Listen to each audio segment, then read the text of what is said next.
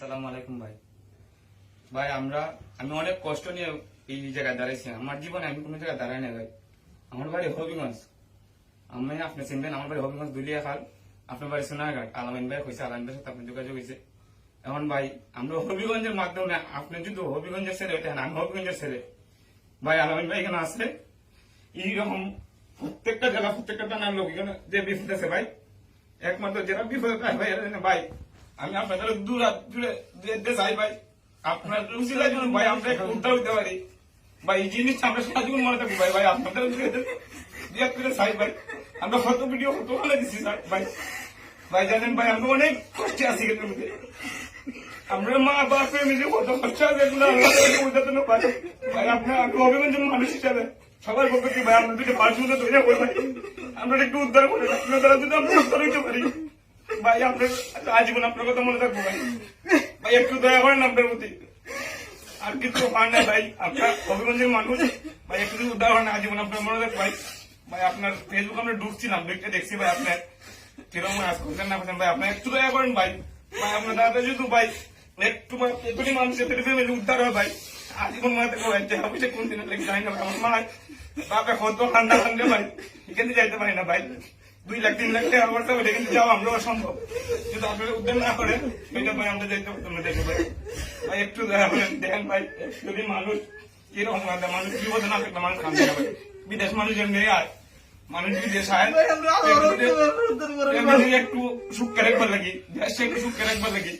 আমার মতো আমি আমার মার ঘরে 2 জন ভাই, আমার মার ঘরে 2 জন। আমি যদি জায়গায় আমার মা বাবা খেতে পারছি আমি জানি না। এখন আপনারা যদি দয়া করেন, একটু উদ্ধার করেন ভাই, আমরা একটু দয়া করেন। যেমনি আমরা একটু ডক্টর নিজে তার মধ্যে আমরা একটু ভিডিওটা বসাই দেন, আপনার দ্বারা যদি আমরা উদ্ধার হইতে পারি আজীবন আমরা আপনার মনে রাখুন ভাই, একটু উদ্ধার করেন ভাই।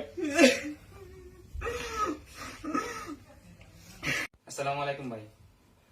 ভাই আমরা লিবিয়াতে আসছি বৈধভাবে, বিএনটি হইয়া ভালো লিগেল বিষয় দিয়া।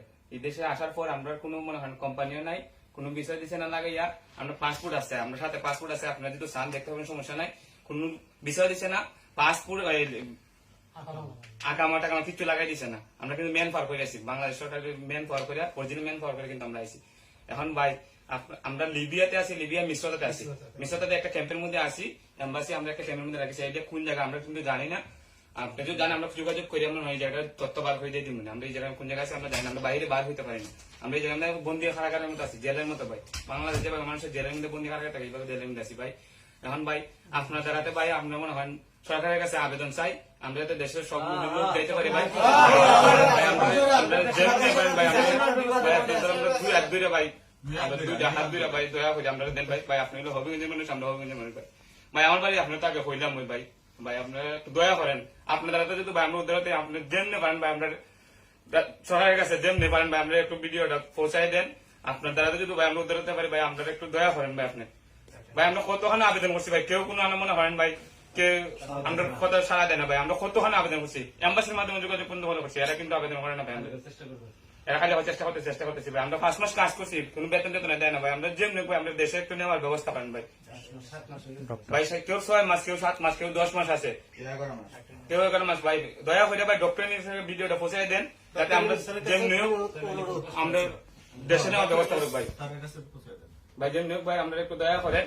আর দেশ প্রবাসী যারাই আছেন ভাই, সবাই একটু দয়া করেন ভাই, আমরা একটু দয়া করেন ভাই, আমরা একটু দেশে পৌঁছানোর ব্যবস্থা করেন ভাই।